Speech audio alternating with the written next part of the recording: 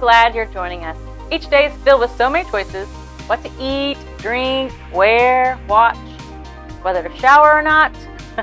And we're grateful that you've chosen to make us a part of your day. My name's Angel, and I get the pleasure of kicking off the finale of Full Thanks. We're finishing up looking at our think tanks, making sure that we're truly thankful. Not just acting thankful because it's November and we're celebrating Thanksgiving. Today, as we wrap up, we're going to look at something that affects us all: busyness. Now, I don't know about you, but that is my life. I'm a 4th grade teacher, let alone teaching in a pandemic. But on top of that, I'm a mom of 2 boys, teenagers, wife to a guy who's always on the go. My parents, my in-laws live close by, as well as my sister and my nieces, and friends, all of whom I want to spend time with. Plus, I serve in my church. Life can get exhausting for me, and I'm sure you feel the same way. Well, busyness can exhaust more than just our energy. It affects us mentally. It drains our think tanks completely, leaving us thankless.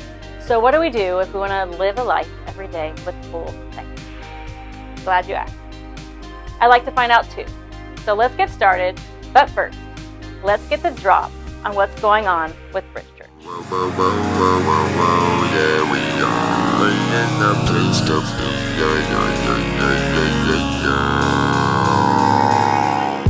Hey guys, this is Tiff, and you're about to get the drop. Say it again.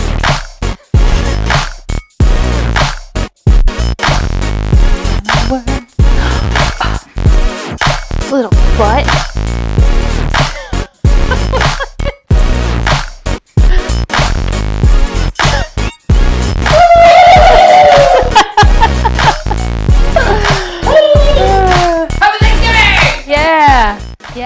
No.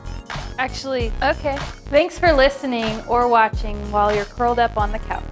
But we're hoping to get you off of that couch and into a circle, because we believe that circles are better than rows or videos. Unfortunately, this week we won't be having our circle because of Thanksgiving, but make plans to join us for our circle in December.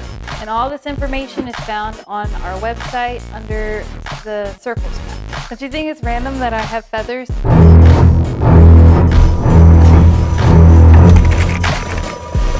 Saying it, and then are you throwing feathers? And now here's John with the conclusion of Full Thanks.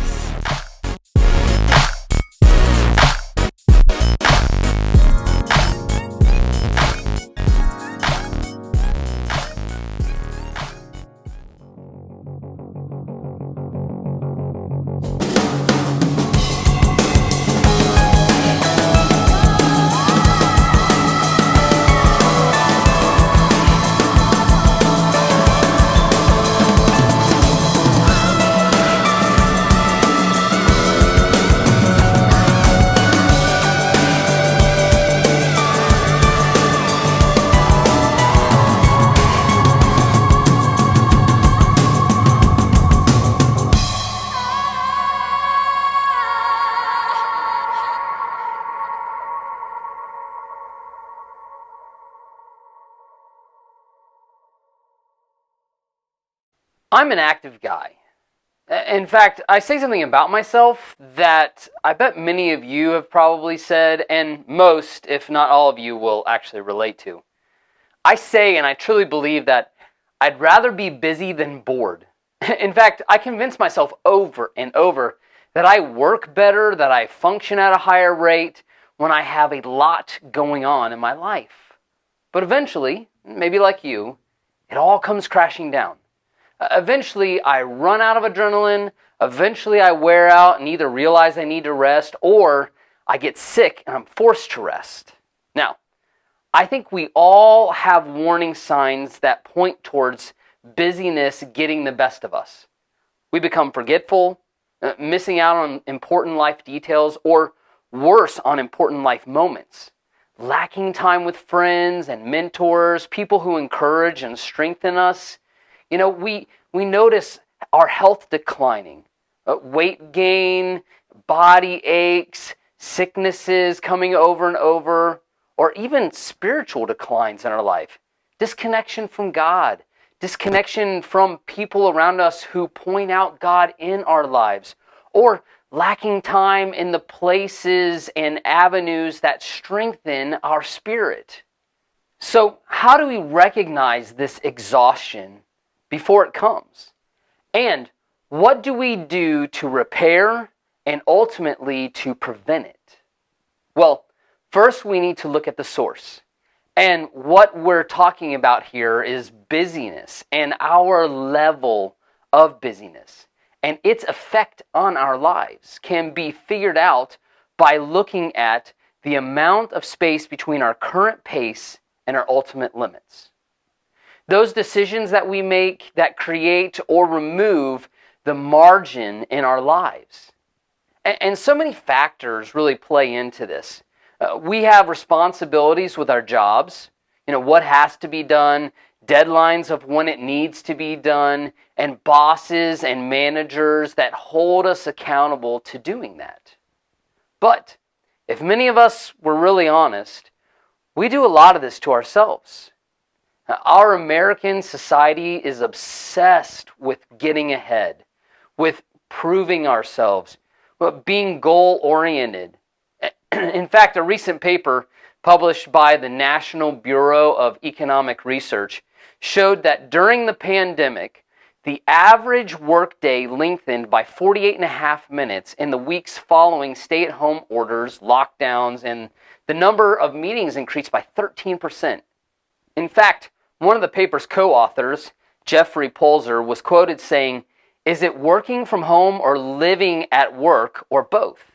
He goes on to say, "As we try to manage our work from home environment, it's very hard to turn off work. That's always been true since our phones have followed us home, but that phenomenon has grown." And it's a trend that he calls, and we all know, that it's not sustainable.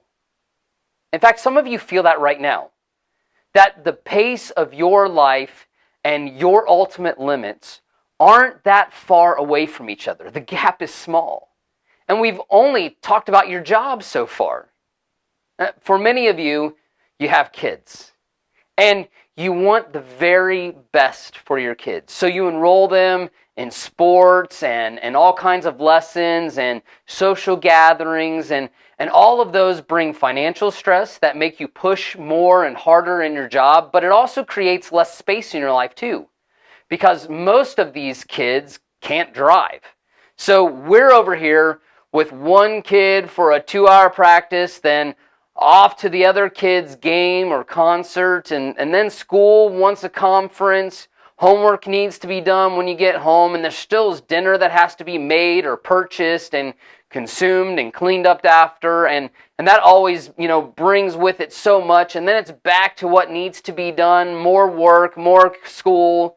The family schedule can take away so much margin. And it does it so innocently and so easily, and all under the thought of giving the very best. But where does it really leave us? Generally, it leaves us stressed. It leaves us very tired and disconnected, living endless days, but desiring something different. And when we think of the happiest times in our lives, we think of vacations that didn't have all these schedules, that left us with margin in life, with a lot of breathing room, if you will, and we dream of getting back there. And we tell ourselves, if I can just push through this, I'll take a whole week off later. But until then, we are a thankless, exhausted mess. But I believe that I can make a case for that God desires more for us. And if we make one different decision, we can begin to refill our lives and live more thank-filled lives because we've expanded the space between our pace and our ultimate limits.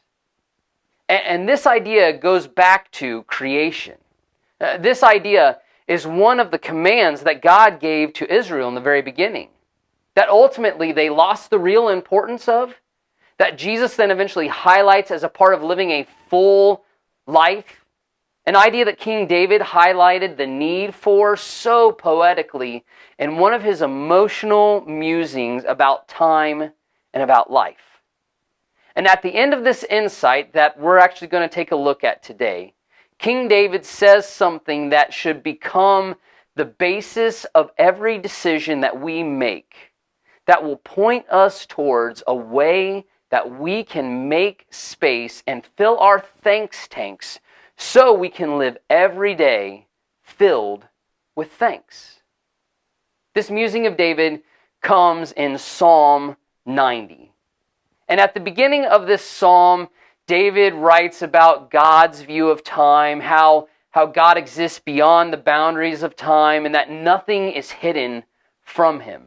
And then David switches to us, and he says something that we all know, but we don't really like to think about. But it's important to think about it because as we evaluate our busyness and how to prevent it from stealing our thankfulness, he says something in verse 10. This is Psalm 90, verse 10. Our days may come to 70 years or 80 years if our strength endures. So David is creating a contrast here. Your time, God, is limitless, but our time is limited. In fact, time is our greatest but our most limited commodity. Once our time is spent, you and I can never get more of it. I can make more money, but I can't get more time. He goes on then to give our time like a qualification. Yet the best of them are but trouble and sorrow. Which is a very emotional way of saying, this, but it can feel very true, especially on the back end of a pandemic, right? It's been a really rough year for most of us, full of long days, but somehow a quick year, which is how he wraps up this thought. For they quickly pass and we fly away. Maybe you've said this before. I feel like life is just getting away from me. I know I have, and I do say that. I look at my sons who were seemingly babies like last month and toddlers last week, and then on Monday, my oldest son just passed his state test to be a fireman. As humans, our days are long, but our years are so short.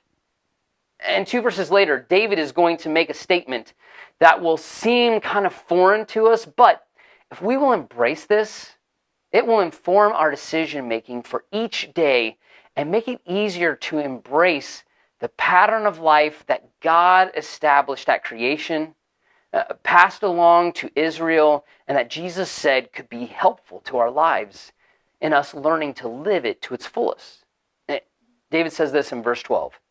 Teach us to number our days. Teach us, David says, meaning that this isn't natural. We naturally live life at a blistering pace. And looking around at what's happening, we don't do that until it's too late. So David essentially gives us a prayer. Teach me, God, to know that I've only got so many days, so much time. And why? Why do I need this? That I may gain a heart of wisdom. I want to live my life wisely. I want to make the most of every day. I want to use the time with my family well. I want to put my job and my activities, my expectations, my plans in the right proportion to my life. I want the space between my current pace and my ultimate limits to be what it should be so that I live the full life that Jesus promised. So teach me to stop and to see my days for what they are and how many they are, so that I use every day wisely. And the way to do this is through the idea, through the principle that God introduced at creation and did for himself, affirmed, then again with this Jewish people, that Jesus ultimately highlighted through the Pharisees' misuse of this, when Jesus said to them and to us in Mark 2, verse 27, the Sabbath was made for man, not the man for the Sabbath. The Sabbath is just a clearly set aside day for rest. It wasn't what the Pharisees had made it into, an unbendable law that required punishment for any type of work on that day that had been set aside. And this was Jesus highlighting this. The Sabbath was meant to create rhythm in the life of a person, and that everybody needs to stop on a regular basis. And let me just ask, doesn't that sound amazing? Doesn't that sound life-giving? Doesn't that sound better than what most of us do right now? That we run until we just can't run anymore? That we go until sickness or some type of tragedy stops us from going? We're busy until the space between the pace of life and the ultimate limit is completely gone, and I can't take one more thing. But what if you and what if I didn't wait until it was too late? What if we set a new pattern of life? What if we made some hard decisions right now to keep from having regrets later, and set ourselves up to be more thankful people because we put this practical idea of the Sabbath, a day to rest, into practice in our own lives? God suggested this to be a weekly occurrence, but I would be a super hypocrite if I told you that you had to do it on a weekly basis in your life. For some of you, a weekly day to stop and rest and reflect is probably the best next step. But for many of us, like me, monthly would be an amazing start. For all of us, it's important, though, to evaluate the flow of our lives and to begin to institute a Sabbath, a day of rest. That I'm not even going to try and define what it looks like for you. I'm sure a day of rest for me would be very different from a day of rest for you.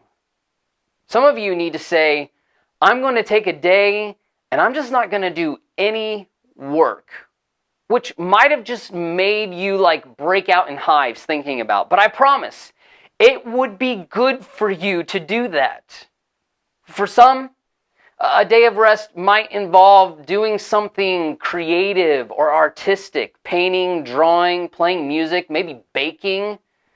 Maybe a day of rest is a day out with your family, doing something together besides just running from practice to scheduled thing. Maybe a day of rest involves quiet and prayer and scripture to ground yourself.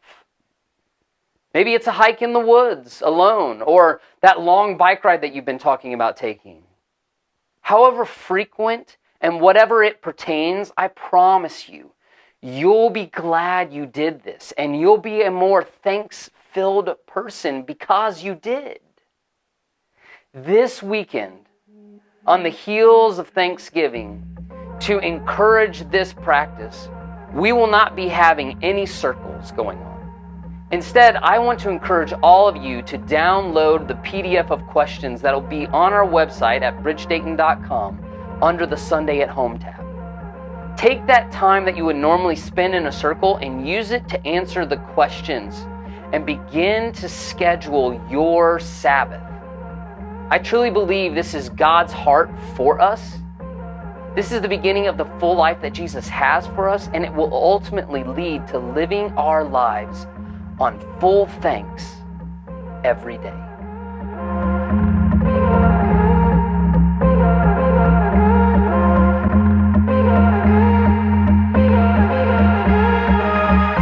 It's easy looking at a glass saying it's half empty. So many people trying to change who you are, who you want to be. You've got to lift up your head, find the silver lining. Your time is coming. Oh, feel the daylight breaking. Oh, life is what you make it. We got a good life. We got a good life. We got a good life, good life, good life. We got a good life. We got a good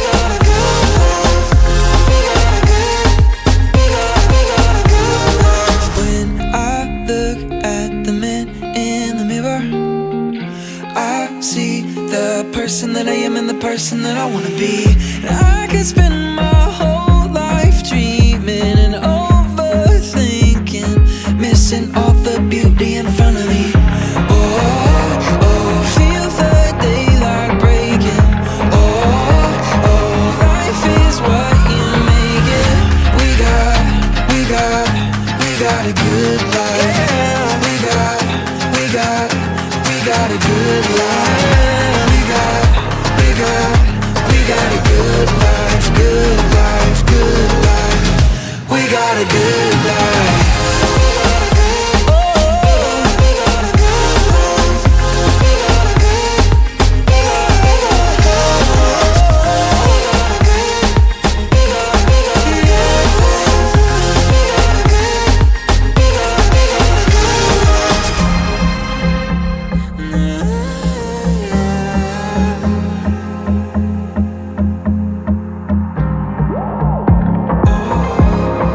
Feel the daylight breaking. Life is what you make it. Good things are worth the wait, and you got a good life. Yeah.